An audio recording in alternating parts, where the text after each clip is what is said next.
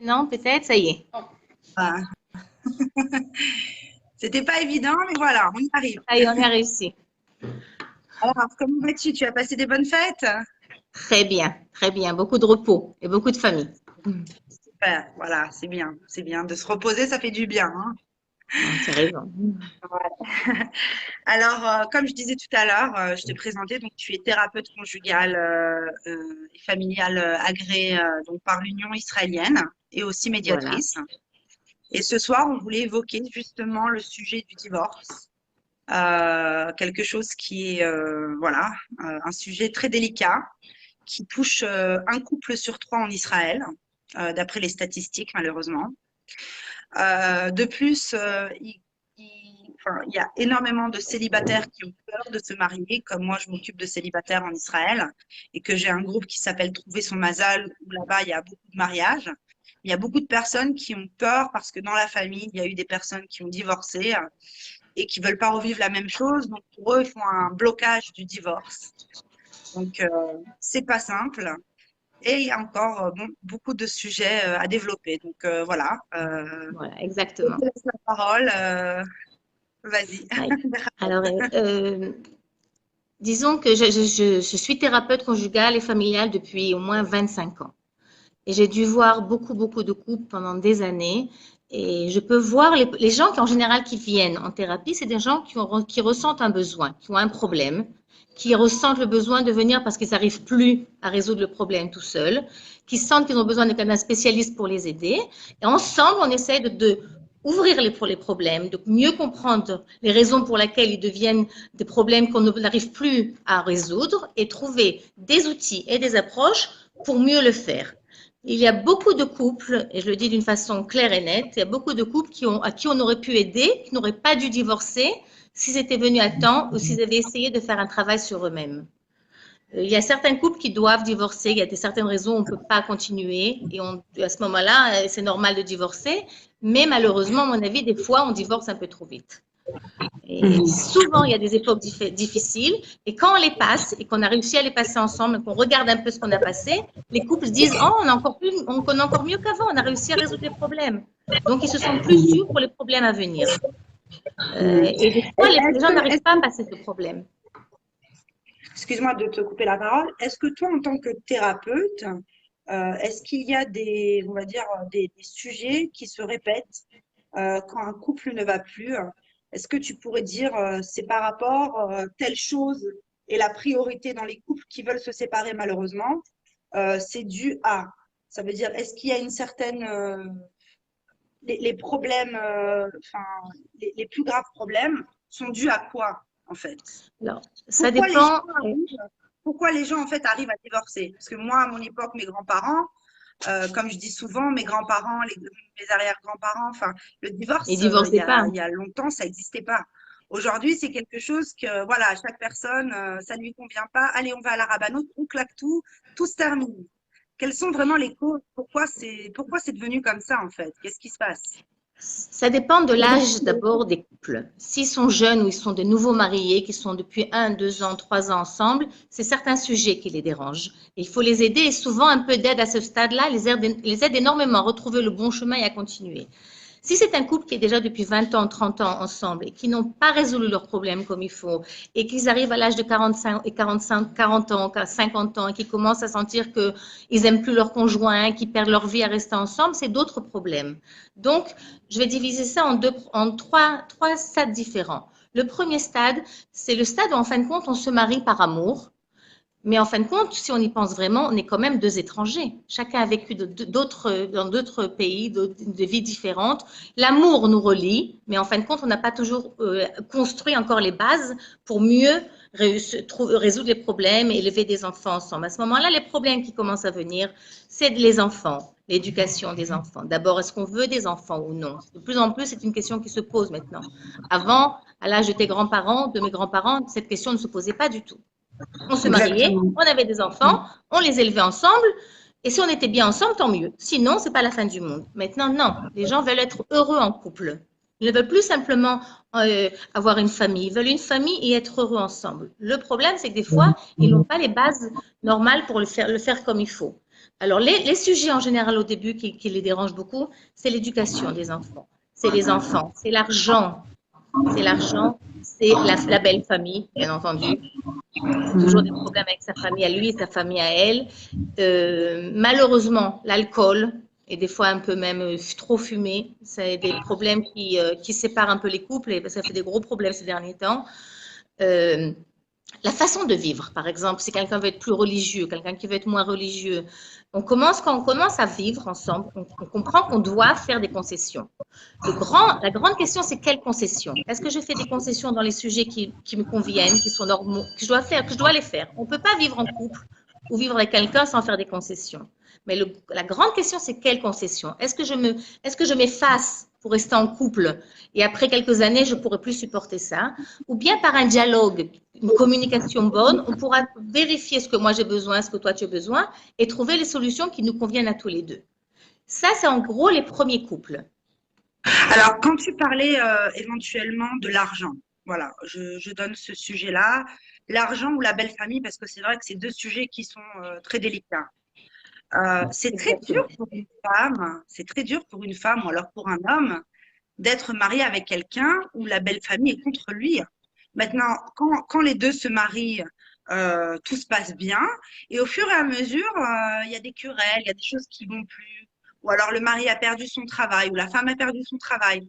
C'est des choses qui sont tellement dures, mais c'est vrai que comment on peut faire pour affronter ces choses-là sans automatiquement se dire bah voilà je déteste ta mère voilà je lui souhaite telle et telle chose je ne veux plus la voir je coupe mes enfants d'elle et ça s'arrête là ou le contraire un homme avec sa femme pareil pour les problèmes d'argent comment vraiment parce que c'est dur c'est quand même de vivre ensemble c'est un quotidien c'est toute notre vie quoi voilà c'est toute notre vie c'est pas temporaire donc, Il faut savoir. toi, ce que tu fais, c'est que tu donnes des outils, en fait, comment faire pour arriver, quels sont, en fait, Il faut d'abord comprendre que, par exemple, si on a un problème autour de la belle famille, il faut comprendre qu'il y a sa famille à elle et sa famille à lui, et qu'en gros, il faut toujours comprendre, on me demande des fois ce que je pense. Moi, je pense que la belle famille, elle est une partie de nous-mêmes.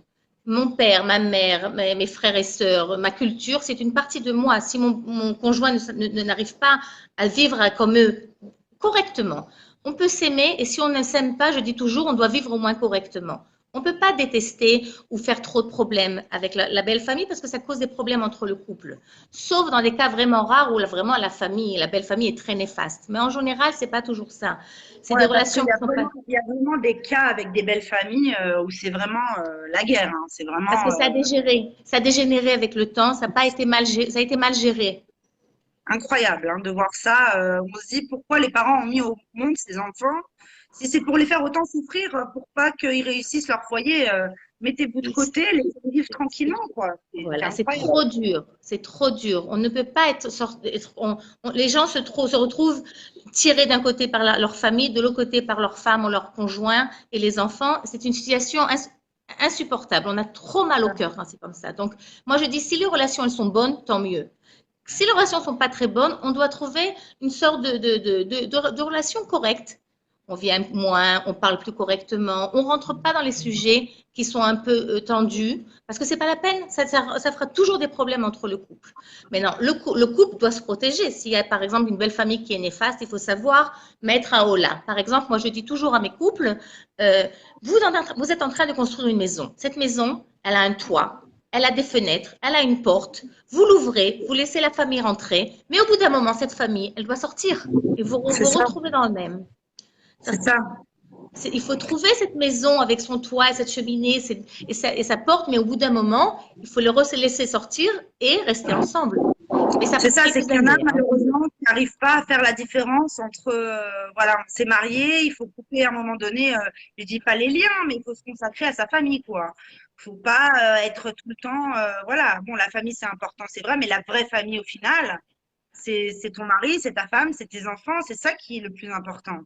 C'est-à-dire que au début, on est deux personnes qui sont comme des étrangères. Doucement, doucement, on construit ce que j'appelle ce nous.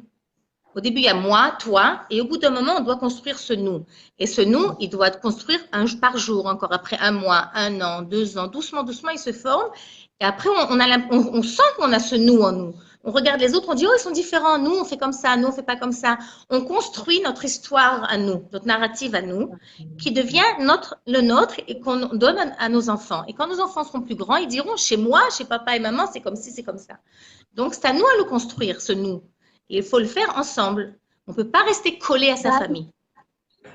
On ne peut pas rester toujours collé à sa famille. D'ailleurs, à mon avis, les gens qui restent collés à leur famille, c'est parce qu'ils n'ont pas fait une sorte de séparation euh, saine, saine, où on peut être ensemble mais séparés. On peut être dans le même monde, mais au bout d'un moment, chacun retrouve son soi. Même dans la relation aussi d'entre couples, il faut savoir. On ne peut pas être une relation trop l'un dans l'autre. Il faut savoir être ensemble et se séparer. Tout le temps comme ça. C'est une sorte de danse qu'on fait ensemble qui nous aide à construire notre nous et qui nous aidera beaucoup à réussir notre vie conjugale. Alors maintenant, la question, comme on dit, la question d'un million de dollars. Alors, alors attends, je vais juste lire ce qu'on a écrit. Oui. Quelles sont les causes principales est-ce que, par exemple, les réseaux sociaux sont une cause du divorce? Voilà, en gros, cette question. je ne sais pas, je vais dire en gros, tout ce que quelqu'un fait et qui est exagéré peut pousser les gens à divorcer. Parce que quand on passe des heures dans des réseaux sociaux et des heures et des heures, on copie notre vie dans les réseaux sociaux. On n'est plus avec notre femme ou notre conjoint, avec nos enfants. Si c'est exagéré, si c'est 1 ou 2 heures, c'est normal. Mais si c'est des heures et des heures, automatiquement, ça fera des problèmes dans la relation. C'est la même chose même avec des choses qui sont un peu plus saines, comme par exemple du sport. Si quelqu'un fait du sport 2, 3 fois par semaine, 2 heures, c'est très bien. Il en fait 30 heures par semaine, automatiquement, ça influencera la relation, il y aura des problèmes. Boire un verre de vin, c'est très bien. En boire 2 bouteilles tous les jours, ça détruira un couple. Il faut vraiment trouver une modération dans chaque chose, ou sinon on perd les relations avec qui on vit. On ne vit plus avec la personne avec qui on vit dans la maison. Et les écrans maintenant, et les réseaux sociaux sont très problématiques. D'ailleurs, ça pousse les gens à retrouver leur ex, leur ami d'enfance. Avant, on n'avait pas cette possibilité. On avait un amoureux qu'on avait oublié, mais maintenant, on peut le retrouver tout de suite. Tous les jours, on peut appuyer et le retrouver. Et ça fait des fois des problèmes. Et la question qu'on me pose là, est-ce qu'il y a vraiment une solution à chaque problème? Est-ce que c'est possible, malgré que la personne n'arrive pas à pardonner, qu'elle a du mal, qu'il y a eu une terrible chose qui s'est passée dans le mariage? Est-ce que c'est vraiment possible de tout réparer aujourd'hui? Ou alors, est-ce qu'il faut mieux baisser les bras et aller de l'avant? J'ai vu des dizaines de couples avec les mêmes problèmes. Et la moitié des couples réussira à résoudre ce problème, et la moitié non. Des fois, on n'arrive pas à pardonner. Et quelque chose nous est arrivé dans la relation, on n'arrive pas à pardonner. Et le problème, c'est ne pas pardonner. Ça tue l'amour.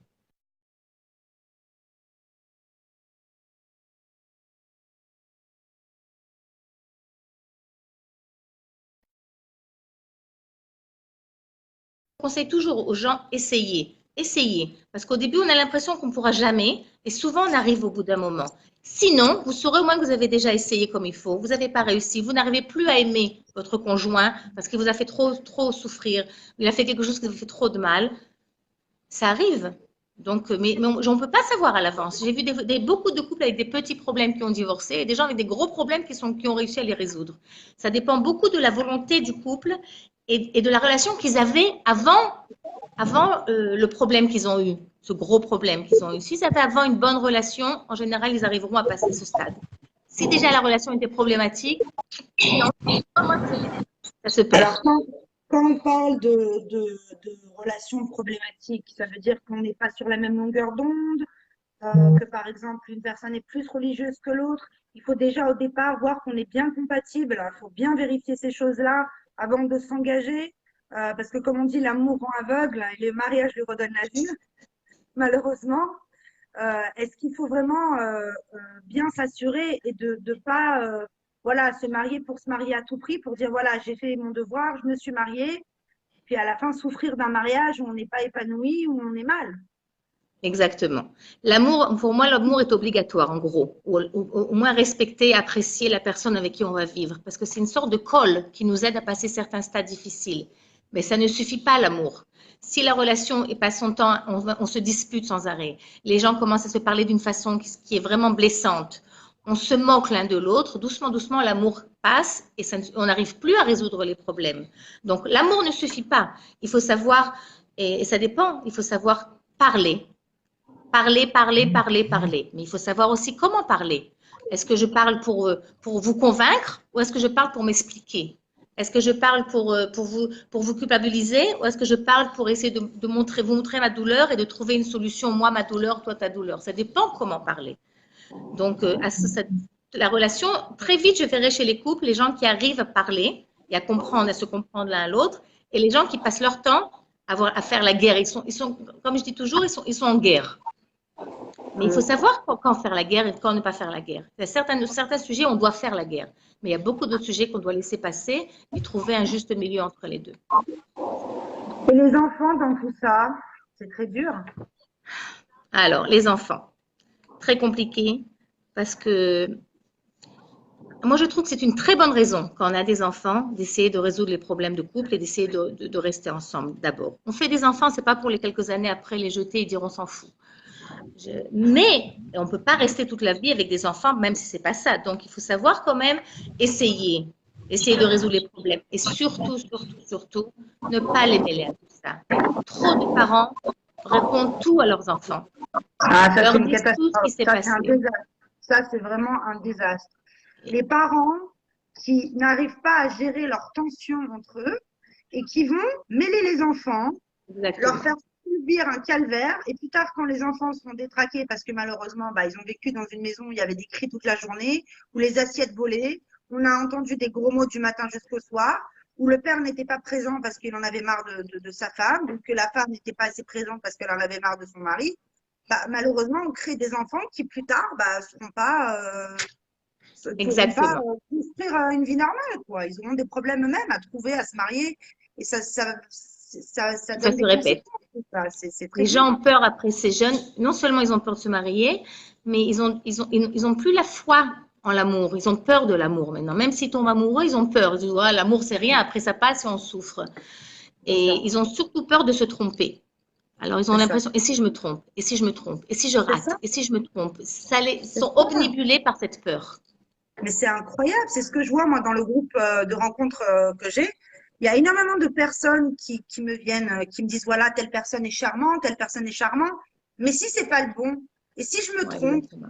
et si à la fin, mais alors je dis, mais alors attends, mais avec les si, on va refaire un monde. Et si tu sors dans la rue, ras de Shalom, et qu'il y a une voiture qui te passe dessus, et si avec les si, on peut refaire un monde, il faut savoir, voilà, pas prendre des risques. Mais voilà, quand je disais mes grands-parents au départ, avant, il n'y avait même pas cette question de si. C'était on se marie pour le but de construire un foyer, pour le but d'être heureux, pour le but de faire du bien, d'être ensemble, de s'aimer. Voilà, il n'y avait pas toutes ces questions qu'aujourd'hui, il y a tellement de questions qu'à la fin, la personne elle se retrouve à 50 ans et se dit, bah mince, zut, j'ai raté J'ai toute ma raté le vie. cap. J'ai 50 La ans, j'ai pas d'enfant, je suis pas mariée, voilà, je suis J'ai seule. pas Bah, vraiment, des fois, j'ai pas vraiment étudié ce qu'il fallait. J'ai vivoté comme ça de peur de me tromper. Et souvent, moi, j'essaye de les aider à oser prendre des responsabilités. Parce que quand on prend une responsabilité, on peut beaucoup mieux réussir dans la vie. C'est vrai qu'il faut vérifier. Ça ne suffit pas l'amour, le grand amour. Il faut vérifier si vraiment on a les bases ensemble, de voir comment on se dispute, comment on résout nos problèmes, comment après on reprend notre relation après une dispute. Est-ce que c'est la guerre ou est-ce qu'après on arrive à discuter comme il faut? Mais après, il faut oser. Il faut oser parce que sinon, on a une peur qui nous empêche d'avancer dans notre vie. Et cette peur, elle est, ça, de plus en plus, ça nous évite de faire certaines choses. La peur de rater et la peur de se tromper obnubilent beaucoup de jeunes. Et c'est comment dommage. affronter cette peur en fait? Quel remède? Enfin, je veux dire, oui, on parle beaucoup de Emouna, qu'il faut croire en Hachem, etc. C'est vrai que c'est quelque chose de très important. Il y a des personnes où ils ont un blocage. C'est-à-dire des personnes qui ont raté leur vie ou qui ont eu même en tant que célibataires des relations amoureuses qui ont échoué par rapport à telle ou telle chose et qui se disent, bah non, moi je veux plus, c'est terminé.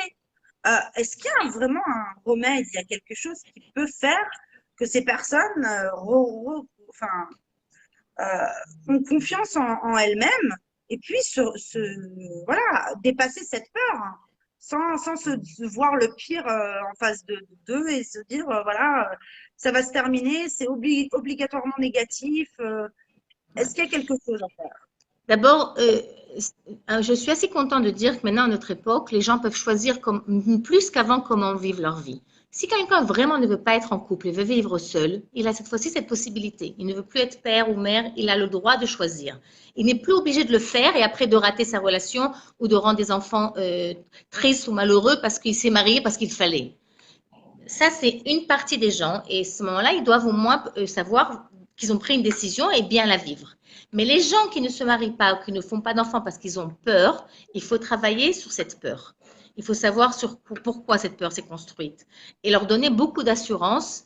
Et des fois, même, moi je l'ai dit, des fois je leur donne un petit peu de force, comme ça je dis, allez, osez, osez. Si moi j'ai confiance, que si moi je vois que vous êtes bien quelqu'un, je leur donne une sorte de confiance qu'ils ont perdue parce qu'avant on avait les grands-parents, on avait les gens qui nous aidaient à mieux comprendre. Maintenant on n'a plus ça. Et des fois dans une relation de thérapie, je leur montre ce côté que j'ai confiance en eux, qu'ils vont réussir et ils me regardent, ils disent, ah vous croyez que je pourrais? Je dis, bien sûr. Et à ce moment-là, ils osent plus et ils le font en choisissant comme il faut, pas se marier et finir. Mais ils ont besoin de gens qui les aident à passer ce cap en croyant en eux. Et c'est vrai que cette peur existe de plus en plus. Et surtout de rater quelque chose. Cette peur de rater, C'est ça, la peur de choisir et de me dire, voilà. En Ça, fin de compte, si on ne choisit pas, ce que je leur dis moi au bout d'un moment, si vous ne choisissez pas, si vous faites sautez pas et vous faites ce saut comme ça, en fin de compte, vous avez déjà tout raté. Vous avez tout raté parce que vous n'avez pas osé faire quelque chose. C'est déjà perdu d'avance. Alors maintenant, si vous essayez, vous peut-être et à ce moment-là, je suis prête à les aider. Je venez, on voit ensemble comment apprendre, comment faire. Il y a beaucoup d'aides à pouvoir aider un couple à mieux passer ce stade au début qui est plus difficile. Parce que si on passe ces stades qui sont un peu difficiles, vous voyez les couples qui sont heureux d'être ensemble. Bon, c'est pas le grand amour, c'est pas les relations, le coup de foudre, mais ils sont bien ensemble. C'est les meilleurs amis. Ils aiment sortir ensemble, ils aiment recevoir leurs enfants, ils aiment profiter de la vie, ils vont voir des films. Ils sont bien ensemble. Ils n'ont jamais voulu être seuls. Mais ils ont ouais. réussi à construire une relation agréable, saine, où on peut être nous-mêmes. C'est ça qui est important. Ne pas avoir Et ça, peur, ne pas s'inquiéter. et tu penses que la peur, c'est par rapport à l'enfance, qu'une personne avec une éducation différente de l'autre? Ça veut dire une personne qui a grandi avec un manque d'assurance durant sa vie, qui a eu des problèmes dans sa famille, il peut avoir plus de problèmes dans son couple. Il faut peut-être qu'elle se travaille elle-même avant d'aller trouver quelqu'un absolument et de se dire, il faut absolument que je me case. Il faudrait peut-être mieux d'abord être sain, voire bien, être bien avec soi-même, s'aimer parce qu'on vit avec nous-mêmes au final. Voilà, Et après, exactement. pouvoir entamer une relation qui sera plus saine pour pas mettre dans le couple des problèmes de peur, de jalousie excessive, de manipulation, de… Voilà. Les manipulations, c'est terrible. Ce qui est important de voir, c'est qu'il faut faire un travail avant d'être en couple. Il faut d'abord que je sois bien avec moi-même en gros. On ne sera jamais complètement parfait. On est assez bien et à ce moment-là, on rentre dans une relation et on continue à évaluer, on continue à faire certaines choses qui nous aident à être mieux dans notre vie. On n'arrive jamais parfait au mariage. On arrive avec un certain bagage, un certain travail et on continue à le faire en couple. Parce qu'en gros, pour pouvoir s'améliorer, il faut être en couple. Si on n'a pas l'autre envers nous, avec qui on fait une relation, tout seul, c'est plus difficile, c'est plus simple. Mais on aura du mal à vraiment être nous sans avoir une relation où on doit faire un travail ensemble. Alors, juste si tu pourrais me donner un exemple d'un couple, bien sûr anonyme, qui a eu peut-être des graves difficultés et qui est arrivé à s'en sortir. Parce que beaucoup de personnes croient que bon, la thérapie, c'est de la parole. Il y en a parfois qui croient pas à 100% et qui disent oui, c'est encore une perte de temps. Et j'aimerais justement que non, de dire voilà, tant que vous n'avez pas essayé, si c'est une chance qui peut faire que vous soyez ensemble et que vous pouvez vivre votre vie mieux au lieu de se séparer. Est-ce que tu aurais un exemple pour donner Je peux, justement… oui, je peux même parler d'un couple qui ont passé quelque chose d'assez dur, qui ont passé, le mari a trompé sa femme. Et c'est quelque chose de très dur. Voilà. Impardonnable, non? Ou Ça alors dépend. peut-être pardonnable, Voilà. peut-être pardonnable, ça dépend. Moi, Ça dépend des raisons, ça dépend des causes, ça dépend de ce qui s'était passé avant. Si c'était des relations très mauvaises, si c'est des relations où personne, où on ne se sentait pas bien dans sa peau, des fois les gens se sauvent en trouvant une autre relation. C'est pas la bonne solution. Vaut mieux venir en thérapie que faire des choses pareilles. Mais même après ça, ils ont dû décider. Elle a dû décider. Est-ce que je suis prête à lui pardonner en travaillant, hein, jusqu'à présent, ils sont chez moi. Ça fait déjà 2 ans. Mais lui a dit, ouais, et lui, il a dû dire, il s'est dit non, j'aime ma femme, je veux ma femme. C'était une erreur. Du coup, il a su ce qu'il voulait vraiment. Avant, il passait son temps, j'hésite, c'est pas ça, c'est pas ça. Tant qu'on a beaucoup prendre ses responsabilités. Du moment où il a décidé, et elle-même a dû décider. Est-ce qu'elle coupe les ponts parce qu'elle ne pardonne plus, ou bien elle dit non, je l'aime quand même, je comprends qu'il y a eu un problème, mais à partir de ce moment-là, ils ont commencé à parler de leurs vrais problèmes. Jusqu'à présent, ils passaient leur temps à se disputer sans vraiment faire quelque chose. À partir de ce moment-là, elle a commencé à dire ce qu'elle avait vraiment besoin, ce qui lui manquait, et lui, il a commencé vraiment à dire ce qui lui manquait en elle. Qu'elle était renfermée, qu'elle s'occupait que des enfants, jamais il sortait, elle était toujours énervée à la maison, toujours triste, les relations intimes avaient complètement disparu. Et à ce moment, elle, de son côté, elle sentait qu'il n'était pas là, qu'il n'était jamais avec les enfants, qu'elle était toujours seule, qu'il rentrait fatigué, il voyait la télé. À ce moment-là, ils ont commencé vraiment à parler.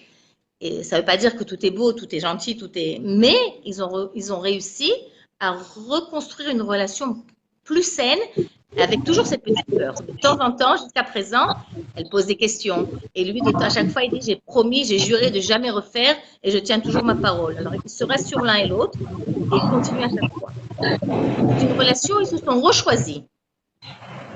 Donc, en Mais fait, au pas tous final, les couples, c'est comme ça. Il y en a où ils n'arrivent pas à pardonner, qui doivent partir parce qu'il n'y a plus d'amour. L'amour s'est cassé. Mais pas toujours. Des fois, c'est comme ça. Je ne sais jamais au début comment ça sera. Maintenant, souvent, je donne beaucoup d'outils aussi. Les gens n'ont pas d'outils. Ils rentrent l'un dans l'autre. Ils se disputent sans arrêt. Ils redisent les mêmes choses. Ils redisent, ils redisent. Et ça après, ira, rabâche, voilà. ça, c'est horrible. Ça, Alors, c'est ils horrible. perdent espoir au bout d'un moment. Alors, ou ils s'éloignent, ou bien ils n'arrivent pas à se disputer, mais de toute façon, ils perdent espoir. Mais si on rouvre la relation et on en parle ensemble, et on arrive à faire ce que j'appelle, moi, une relation où il y a deux personnes réelles, toi et moi. C'est pas un homme, une femme. C'est pas la mère de mes enfants. C'est toi et moi. Et qu'on arrive à relouer cette relation et à s'entraider, à ce moment-là, les gens trouvent des solutions à tous leurs problèmes, en gros. C'est même plus besoin de leur dire. Ils savent quoi faire. Ils savent même faire les discussions. Je leur dis à chaque fois, vous devez parler comme vous parlez chez moi, mais sans moi. Sans moi. Donc, ils s'assoivent, ils mettent les téléphones de côté, ils parlent un quart d'heure, 20 minutes chaque personne, expliquent ce qu'elle a, ce qui lui manque. L'autre, des fois, doit répéter ce qu'il a dit. Et à ce moment-là, quelque chose se passe entre eux. Il y a c'est l'un des moments où je préfère. C'est au bout d'un moment, quand ils parlent, le mari ou la femme, il met la main sur le genou de la femme pour lui dire, je suis là avec toi, je comprends. Il y a cette relation, ce moment-là où la relation se reforme avec une. C'est un très beau moment à chaque fois. Mais c'est un travail qu'il faut faire. Une thérapie, c'est un travail. Il faut venir travailler, comprendre. Je sais que tu es thérapeute, mais je vais quand même te poser une question qu'on me pose là beaucoup en message privé. C'est justement le sujet que tu as abordé, c'est la tromperie. Il y a certaines personnes où la tromperie pour elles, c'est non. Ça veut dire du moment où ils ont perdu confiance, même s'ils ont des enfants ou alors des femmes qui sont battues par exemple, c'est pas possible. Maintenant, est-ce qu'il faut absolument à tout prix garder un mariage? Ça veut dire oui, certes, quand il y a des problèmes, il faut savoir les résoudre et pas baisser les bras, pas tout de suite aller à la rabanou. Mais il y a aussi des choses qui sont des cas qui sont quand même graves, même très graves, pour certaines personnes, comme des personnes qui trompent plusieurs fois, ou qui battent leur femme, ou qui battent, enfin, des choses qui sont vraiment pas possibles. Est-ce qu'il Et à faut ce quand moment-là, il même faut aller... savoir partir. Voilà, c'est ça. Oui, Il faut voilà. Est-ce qu'il faut savoir. partir? Il faut savoir parce que mais les gens n'arrivent pas à partir des fois, même quand les relations sont très mauvaises, parce qu'ils se savent plus qui ils sont. Ils se sentent coupables eux-mêmes de ce qui se passe. Ils s'en veulent. Ils se sentent qu'ils n'ont plus le droit à être aimés dans la vie. Ils sentent que ce qui leur arrive, c'est parce qu'ils ne sont pas des gens bien. Alors, il faut souvent leur redonner un peu d'assurance et d'estime pour pouvoir oser quitter une relation malsaine. Et des fois, il faut quitter une relation malsaine. Ouais, de la violence, Comme ouais, des manipulations. les pervers narcissiques, les hommes qui battent leurs femmes, ou alors la manipulation. Il y a tellement de choses, tellement de cas. Alors, il y a Alain Fouché qui nous dit la thérapie ne fonctionne pas toujours. Euh, C'est vrai. parce que, ouais, C'est vrai. vraiment des. Il y a à peu près, dans les statistiques, à peu près comme dans toutes les thérapies, il y a à peu près, disons, 70% des thérapies qui aident, mais aident pas toujours. Et c'est vrai, c'est pas, on ne fait pas abracadabra et on arrange tout, c'est un travail. Et des fois, je dis toujours aux gens, si c'est trop tard, vous pourrez donner à votre conjoint maintenant tout ce qu'il voudra. Et c'est fini. Si l'amour est fini, que la personne ne veut plus, vous pourrez maintenant tout lui donner. C'est un moment très triste parce que l'autre ne veut plus déjà, c'est fini. Il y a quelque chose qui s'est cassé. Et donc, des fois, la thérapie, au moins, aide les gens à divorcer comme il faut. Au Ça moins, aussi, c'est savoir, important. c'est C'est pas très moins important. important. Voilà, il y a des enfants, ou alors même pour l'état psychologique de la personne, de savoir qu'elle a fait les choses comme il fallait et pas d'une manière brusque, où après la personne va foutre sa vie en l'air, elle va avoir peur de se remettre en relation avec des hommes ou des femmes, et elle va faire une croix, elle va rester célibataire, parce qu'elle va se dire, Exactement. voilà, la première relation a C'était échoué, elle s'est terminée d'une manière catastrophique, c'est terminé. Oui, c'est traumatisant, trop traumatisant, ils ont peur. Mais il faut savoir les aider à se séparer. C'est pour ça que je suis aussi, comme j'ai dit, médiatrice. J'aide les couples qui ne veulent pas, qui ne peuvent pas, pour plusieurs raisons. Moi, je dis jamais aux couples s'ils restent de rester ensemble ou de divorcer. C'est à eux à décider. Parce que la décision est tellement importante. Les prix qu'ils doivent payer en restant ou en divorçant sont tellement importants qu'il n'y a que les gens qui sont prêts à les payer qui peuvent supporter ça. Donc, Bien je sûr. les aide et surtout, je les aide à aider leurs enfants à passer ce stade qui est toujours problématique et toujours douloureux pour les enfants d'une façon qui est correcte et qui permet après 1 an, 2 ans, 3 ans de se retrouver bien ensemble, de pouvoir avoir des relations. S'il y a une bar mitzvah, il y a un mariage, il y a un problème, les parents peuvent toujours être ensemble pour pouvoir faire ce qu'il faut pour les enfants. Mais si ce sont très mal séparés, ils n'arriveront pas. Je vois les Non. couples où il y a un mariage, on voit les ex qui sont ensemble, ils prennent une belle fauteuil, ou je vois les mariages où on ne peut même pas être ensemble. Et les pauvres, les nouveaux mariés, ils ne peuvent même pas parce que être, ils doivent maintenant encore s'occuper de leurs parents qui sont blessés. En plus de ça. J'ai Jean-François qui dit qu'il faut savoir une chose, donc est-ce que tu es d'accord? Il dit que le couple devient fragile au fil des années. Alors, moi personnellement, je pense que non. Je pense qu'au fil des années, Au contraire. le couple se renforce puisqu'il passe des épreuves, je pense, hein, c'est mon avis. Après, dis-moi ce que tu en penses. Est-ce que, fur et à mesure, il y a une déchirure entre le couple, ou alors au contraire, est-ce que ça se renforce? Ben, ça dépend de la relation du couple. Si la relation est depuis des années une mauvaise relation, où il n'y a plus de relations intimes, on passe notre temps à se disputer, à dire des gros mots, on n'est plus ensemble, on ne Ah, fait plus bien rien sûr. ensemble, la relation, doucement, doucement, Mais si on Voilà. arrive à passer, voilà, mais si on a des bons moments, on a des difficultés, on arrive à résoudre les difficultés, on se rapproche. Je te rappelle, au début, j'ai parlé du nous. Quand doucement, doucement, on construit ce nous-là ensemble, la relation est plus forte parce que l'amour lui-même devient plus fort. Il devient une relation plus saine. Et Mm. non, c'est pas on n'est pas obligatoirement plus fragilisé. Au contraire, mais ça dépend de la relation qu'on a construite. C'est ça. Tout dépend de la Tout, relation. c'est ça. Tout dépend de la relation qu'on construit, hein, et tout dépend aussi de la volonté qu'on a. Parce qu'il y a des Exactement. personnes qui sont toute la journée en train de pleurer, mais ils font rien. Ils arrivent chez eux, ils allument la télé, ils vont dormir, ils sont sur leur portable, comme tu disais tout à l'heure. Ils passent leur vie à fuir leur couple. Et quand ça va plus, bah, ils se posent des questions. Il faut aussi, c'est un investissement comme chaque chose. Comme j'ai dit et je dis toujours, pour avoir son permis de conduire, bah, faut bien faire des cours. Pour avoir le bac, faut faire des études. Le mariage, c'est pareil, c'est un travail de tous les jours. Et pareil pour Exactement. c'est Mais c'est un travail que si on le fait bien, il nous redonne de la force. C'est un travail où, en fin de compte, on n'est pas censé après être fatigué, démoralisé de ce travail. C'est en fin de compte, la relation doit être assez bonne pour nous aider à continuer notre vie. Si elle est tout le temps mauvaise, cette relation, c'est déprimant. Les gens tombent en déprime, ils sont en déprime, ils sont fatigués, ils sont malades parce que la relation est très importante. Donc, il faut savoir vraiment l'entretenir. Et en ce moment-là, on reprend des forces grâce à cette bonne relation. Donc, c'est vrai qu'il faut travailler. C'est possible après une relation chaotique, on a énormément souffert.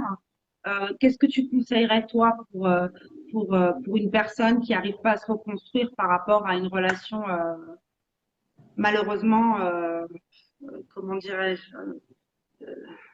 très dure, voilà, qui a pas réussi avec son conjoint. Et comment est-ce que Se la thérapie, reconstruire. voilà, est-ce que faire une thérapie, ça peut aider aussi à se reconstruire? Même des personnes qui sont célibataires, divorcées, peu importe, avoir de l'aide pour justement se reconstruire. Et c'est très important. Et à ce moment-là, moi, je dis que tout est important. On a besoin de notre famille qui va nous aider, qui va nous protéger, qui va nous inviter le Shabbat quand on est seul. C'est toujours il y a ce moment-là où on est seul après un divorce, c'est très dur. Donc, si on a notre famille qui nous aide, c'est très important. On a nos amis avec qui on peut sortir, pleurer. La nuit, quand on est triste, on peut appeler une amie à nous et pouvoir parler.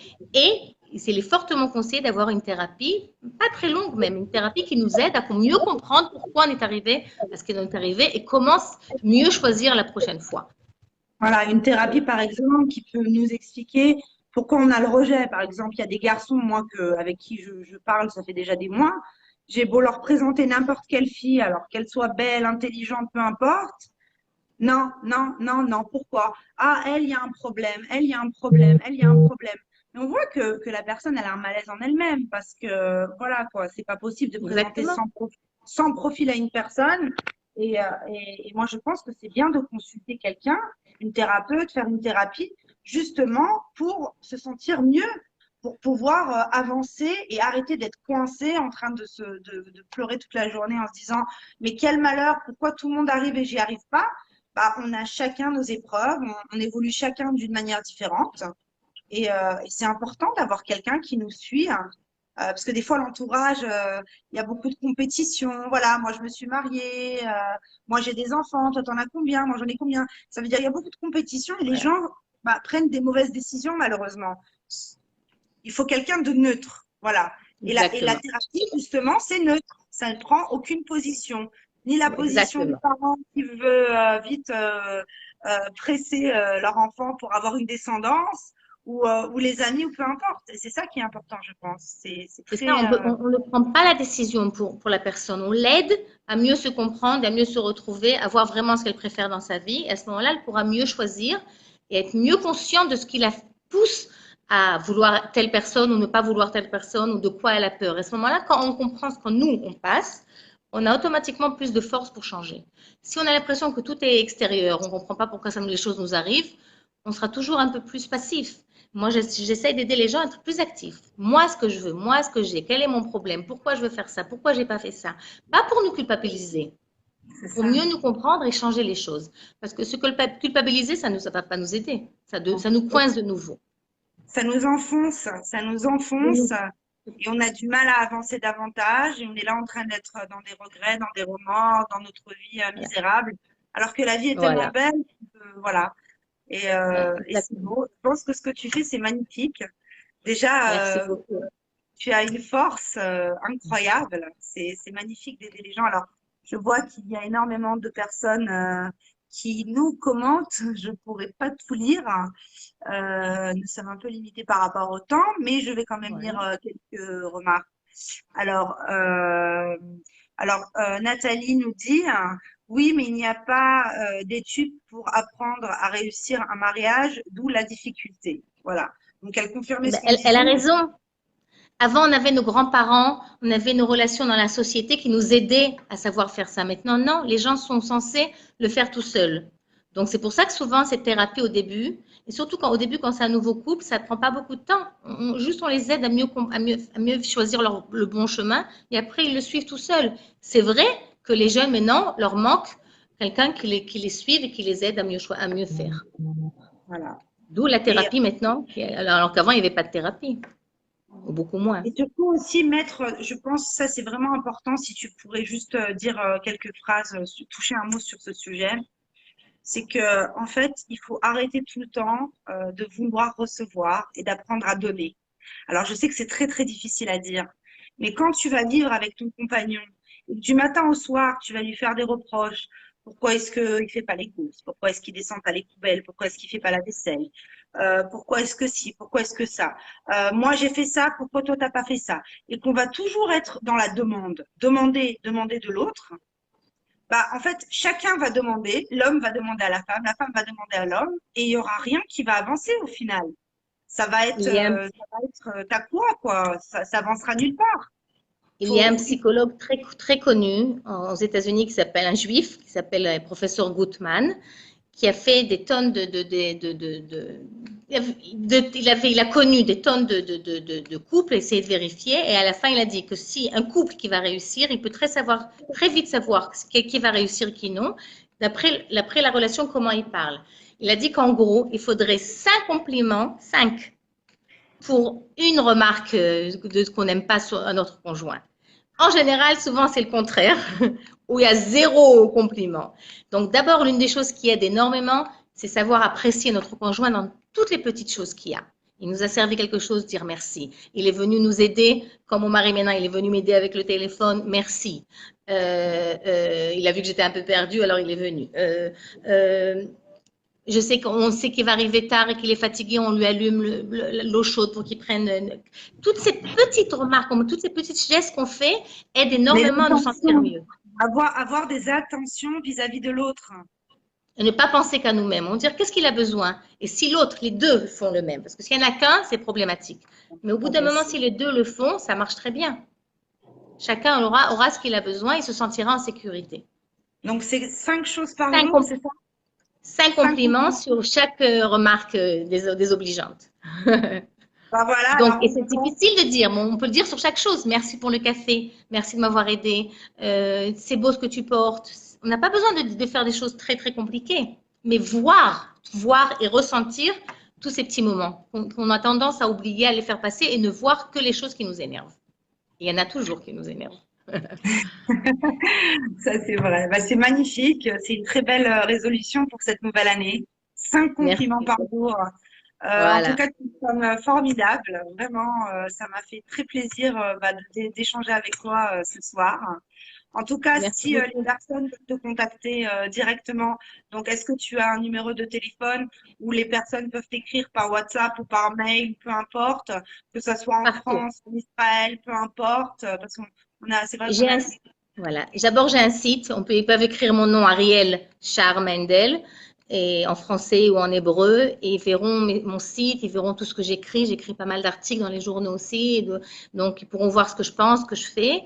Et il y a mon numéro de téléphone, il y a mon mail. Ils sont avec grand plaisir si je peux aider plusieurs personnes, même par téléphone ou même de loin, avec grand plaisir. C'est toujours quelque chose Super. d'important. Même quand moi, je ne peux pas recevoir les gens. Par exemple, il y a des gens qui téléphonent, ils ne peuvent pas. Ils n'ont pas les moyens ou bien ils habitent loin. Je trouve toujours le moyen de les aider à trouver où ils peuvent aller ou comment faire pour pouvoir ne pas lever les mains et continuer à essayer de résoudre le problème. Et souvent, ça marche. C'est magnifique, c'est magnifique, c'est donné. Tu es une femme exceptionnelle, extraordinaire, que j'admire énormément. Merci beaucoup. Merci. Voilà.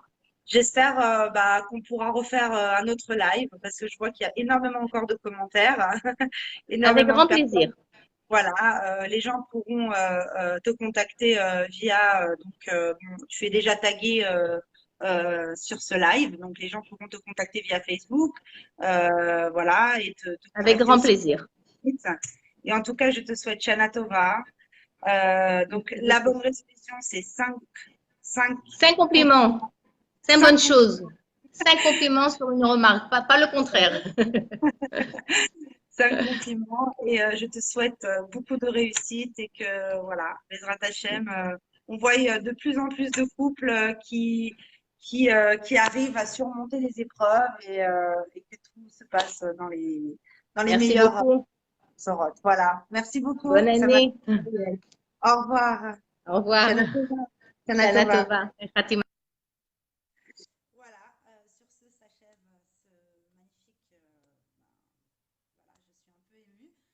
c'est vrai que c'est une dame qui a un cœur énorme, comme elle disait que même les personnes qui n'ont pas les moyens, elle est là pour les aider. Donc voilà, vous pouvez consulter son site, voilà, et aussi elle est taguée sur cette vidéo, la contacter s'il y a besoin, souci, quoi que ce soit. Voilà, je vous embrasse tous très très fort, je vous souhaite de passer un excellent jeûne. Vous allez me manquer, je vous embrasse et prenez soin de vous, n'oubliez pas 5 compliments.